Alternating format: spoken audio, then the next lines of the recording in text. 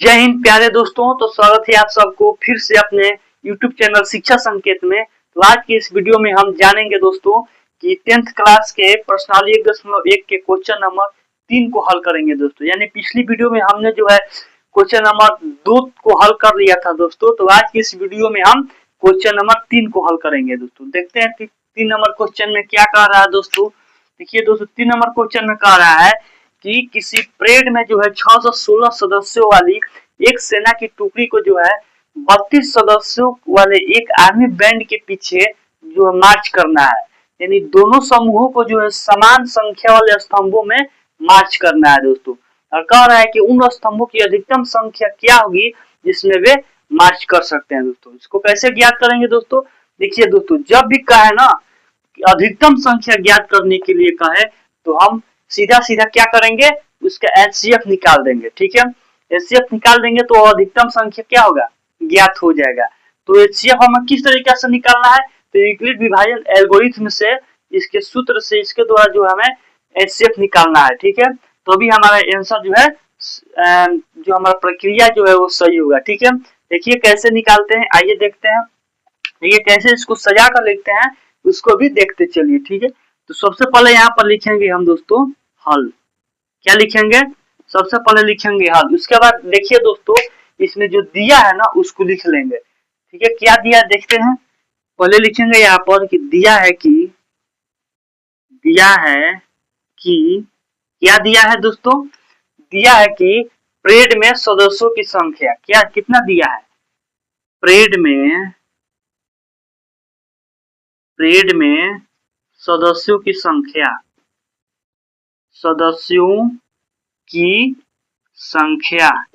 कितना दिया है, सदस्यों की संख्या 616 दिया है। ठीक है, यहाँ पर लिखेंगे 616। ठीक है, अब देखिए क्या दिया है।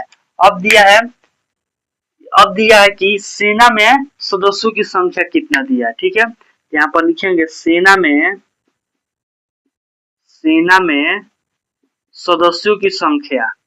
ठीक है, सेना में सदस्यों की संख्या बराबर कितना दिया है, 32 दिया है। सेना में सदस्यों की संख्या 32 दिया है। ठीक है, अब हम इसको जो है यूक्लिड विभाजन एल्गोरिथम से इसका एचसीएफ निकालेंगे। ठीक है, 616 और 32 का। ठीक है, एचसीएफ निकालेंगे तो हमारा आंसर ज्ञात हो जाएगा। देखिए कैसे निकालते हैं, तो यहाँ पर लिखेंगे पहले यूक्लिड विभाजन एल्गोरिथम से। ठीक है, यहाँ पर लिखेंगे इसलिए यूक्लिड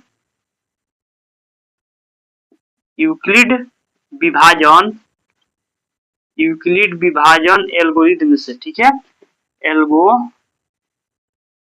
यूक्लिड विभाजन एल्गोरिथम से क्या सूत्र होता है दोस्तों। यूक्लिड विभाजन एल्गोरिथम का सूत्र होता है कि ए बराबर हो जाएगा बी क्यू प्लस आर होता है। ठीक है, ए बराबर बी क्यू प्लस आर।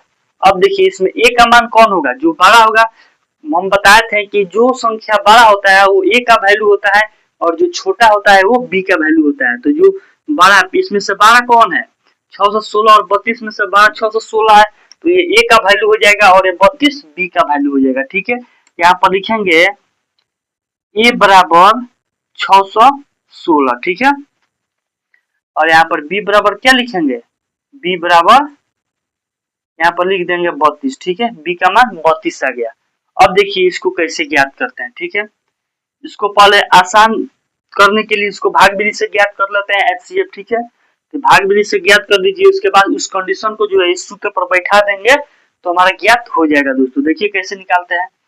32 से जो है ना हम 32 से 616 में भाग देंगे। ठीक है, कितना बार में जाएगा देखिए, बताइए। एक बार में जाएगा। कितना बार में जाएगा, एक बार में। क्या होगा, 32 से कम 32 होगा। ये 11 में से 2 जाएगा तो 9 हो जाएगा। ठीक है, और ये 15 में से 3 जाएगा तो, ये 5 में से 3 जाएगा तो 2 हो जाएगा। ठीक है, 29 आ गया। अब ये 6 उतरेगा। अब बताइए कितना बार में जाएगा 32 से, कि ये इससे कम आएगा या इसके बराबर आ जाए। ठीक है, तो 32 से अगर 9 बार में ले जाइएगा तो कितना आ जाएगा, 288 आएगा। शायद देख लीजिए, 9 दुनिया 18 के 8, 9 3 27 1 28। ठीक है, 88 आ गया। ठीक है, अब इसको घटाइए, 16 में से 8 जाएगा 8 हो जाएगा और एक कट 0 हो जाएगा। ठीक है, यहाँ पर 8 से जो है 32 में भाग देंगे, ठीक है।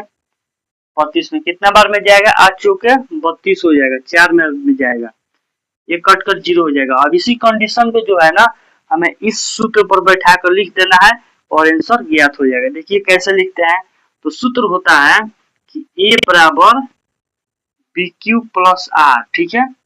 यहाँ पर लिखेंगे, या ए का वैल्यू कितना दिया है 616 दिया, तो यहाँ पर 616 लिखेंगे और बराबर बी का मान 32 है, 32 लिखेंगे और गुने क्यू यानी भागफल कितना आया है इसका, देखिए 19 आया, तो यहाँ पर 19 लिखेंगे और जो आर मतलब शेषफल कितना आया है, तो शेषफल 8 आया है। अभी इस कंडीशन को लिख रहा है, इस कंडीशन को इतना, शेषफल इसका 8 लिखेंगे, ठीक है। अब दूसरी कंडीशन में लिखेंगे तो इसको लिखेंगे सजाकर, ठीक है। अब देखिए पहला कंडीशन हो गया, अब दूसरा स्थिति में देखिए फिर लिखेंगे, या अब ए का वैल्यू कौन हो जाएगा 32 हो जाएगा, ठीक है, और बी का वैल्यू ये 8 हो जाएगा, ठीक है। 8 और गुने भागफल कितना आया है 4 आया है, यहाँ पर 4 लिखेंगे, जो शेषफल कितना आया है 0 आ गया है, लिख देंगे। अब देखिए यहाँ पर लिखेंगे चूंकि, यहाँ पर लिखेंगे चूंकि r बराबर 0, इसलिए एचसीएफ क्या आ जाएगा, एचसीएफ बराबर 8, ठीक है। अभी आंसर नहीं आया है, इसको आंसर में कैसे लिखते हैं, देखिए हमको क्या कर रहा था कि अधिकतम संख्या ज्ञात करने के कह रहा था ना, उन स्तंभों की अधिकतम संख्या बोल रहा था ज्ञात करने के लिए, यहाँ पर लिखेंगे इसलिए स्तंभों की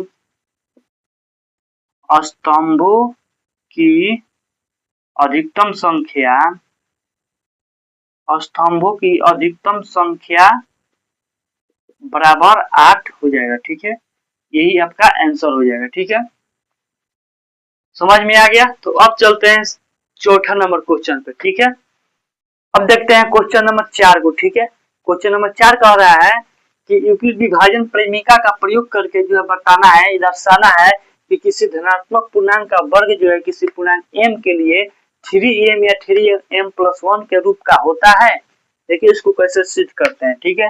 यहाँ पर लिखेंगे पहले हल, क्या लिखेंगे हल, उसके बाद मानेंगे a एक धनात्मक पूर्णांक है, ठीक है। लिखेंगे माना ये क्या है, एक धनात्मक पूर्णांक है, ठीक है, धनात्मक पूर्णांक है, एक धनात्मक पूर्णांक है, इसलिए b क्या हो जाएगा, b बराबर क्या हो जाएगा 3 हो जाएगा। 3 क्यों होगा, क्योंकि 3 जो है ना 3m या 3m+1 के रूप का है, ठीक है, 3m या 3m+1 के रूप का है, ठीक है, इसलिए b बराबर क्या हो जाएगा 3 हो जाएगा, ठीक है।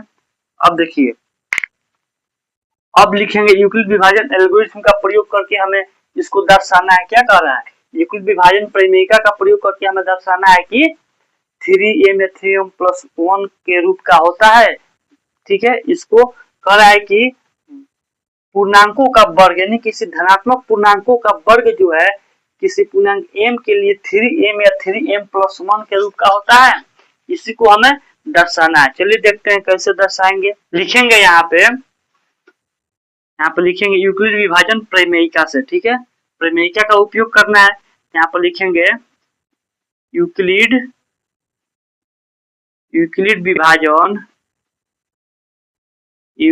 विभाजन प्रमेयिका से, ठीक है, प्रमेयिका से। सूत्र क्या होता है इसका, सूत्र होता है a बराबर bq प्लस r होता है, ठीक है, सूत्र होता है a बराबर bq प्लस r होता है। यहाँ पर लिखेंगे, इसलिए क्या हो जाएगा a बराबर हो जाएगा b का मान 3 है तो 3q प्लस r, इसको समीकरण 1 मानते हैं, ठीक है। और ये जो a बराबर bq प्लस r है यहाँ पर लिखेंगे जहाँ क्या है, जहाँ 0 जो है या छोटा होगा नहीं तो बराबर होगा किसके r के, ठीक है, और r जो है हमेशा छोटा होता है b के, ठीक है, b के छोटा होता है हमेशा, तो यहाँ पर मानेंगे, ठीक है, क्या मानेंगे यहाँ पर लिखेंगे माना आर बराबर क्या रखेंगे, क्या मानेंगे, 0 से 2 तक मानेंगे। ठीक है, 0 1 2 तक क्यों मानेंगे, क्योंकि जो बी का मान जो है ना 3 दिया है और कह रहा है कि आर का वैल्यू जो है बी से छोटा होता है, तो यानी 3 से छोटा होना चाहिए।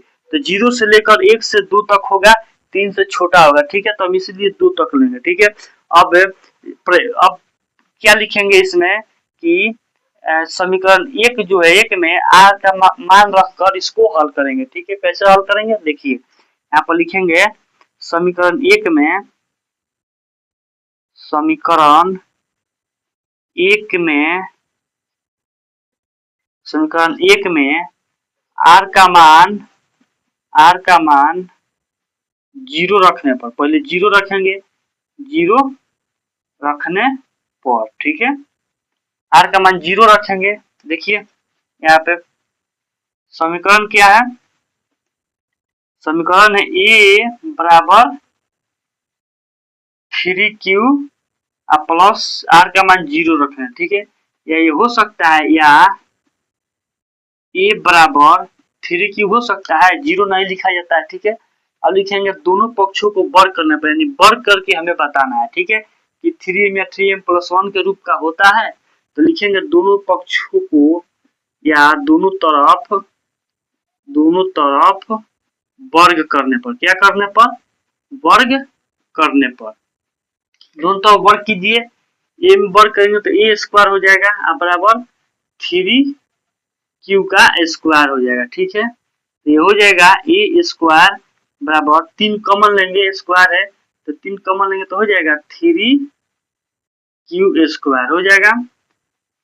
अब देखिए 3q स्क्वायर होगा, अब इसको जो है ना यहाँ पर लिखेंगे, यहाँ पर लिख देंगे ए स्क्वायर बराबर 3m। ठीक है, 3m लिख देंगे, लिखेंगे यहाँ पे, जहाँ यहाँ पर माना लिखेंगे, माना 3m क्यों होगा, क्योंकि यहाँ पर मानेंगे 3q को क्या, यानी 3q स्क्वायर बराबर m, यानी 3q को जो हम m मानते हैं, क्योंकि हमें m के रूप का ज्ञात करना है। ठीक है, यूक्लिड विभाजन एल्गोरिथ्म का प्रयोग करके। ठीक है, तो 3q को हम m मानेंगे तो यहाँ पर क्या हो जाएगा, 3m हो जाएगा। ठीक है, 3q स्क्वायर का मान m है तो m लिख देंगे, m हो जाएगा। ठीक है, अब देखिए यहाँ पर लिखेंगे पुनः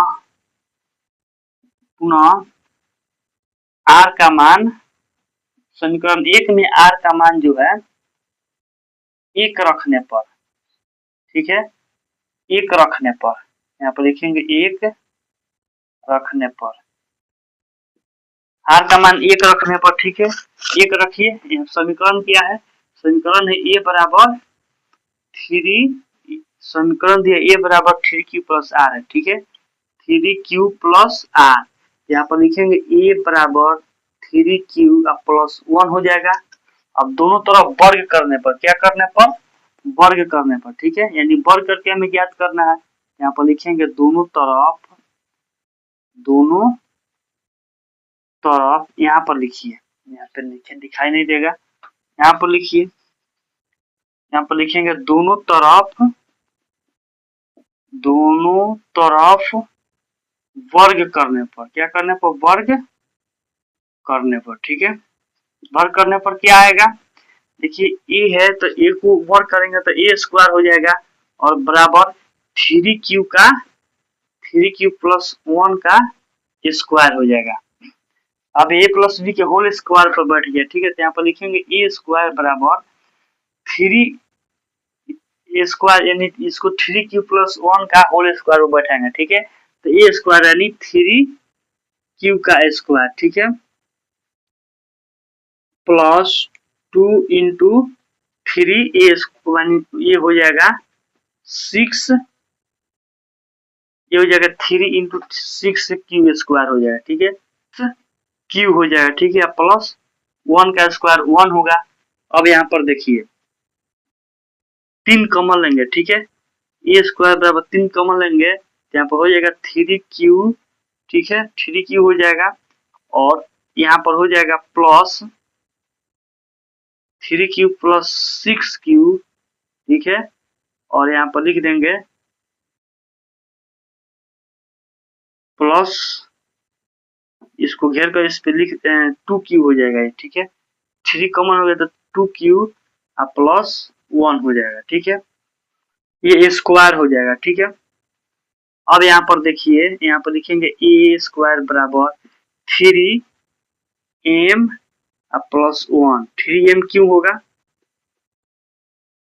3m क्यों होगा कि लिखेंगे यहाँ पे, जहां इसका मान लिखेंगे यहाँ पर, माना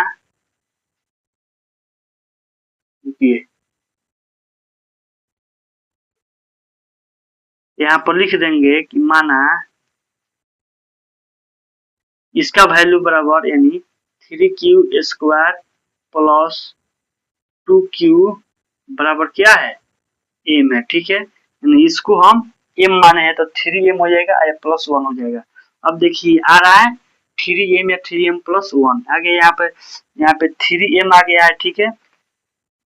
कहाँ है? यहाँ पर 3m आ गया है और यहाँ पर 3m प्लस, दोनों का रूप आ गया है। तो यहाँ पर लिखेंगे किसी भी धनात्मक पूर्णांक का वर्ग, यहाँ पर लिखेंगे आंसर में किसी भी धनात्मक पूर्णांक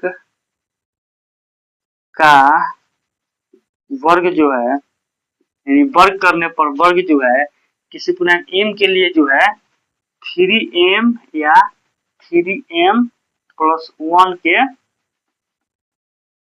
रूट का होता है, ठीक है, होता है, ठीक है। समझ में आ गया? आशा करता हूँ कि आपको समझ में आ गया होगा। तो चैनल को सब्सक्राइब और वीडियो को लाइक जरूर कीजिएगा, ठीक है। धन्यवाद।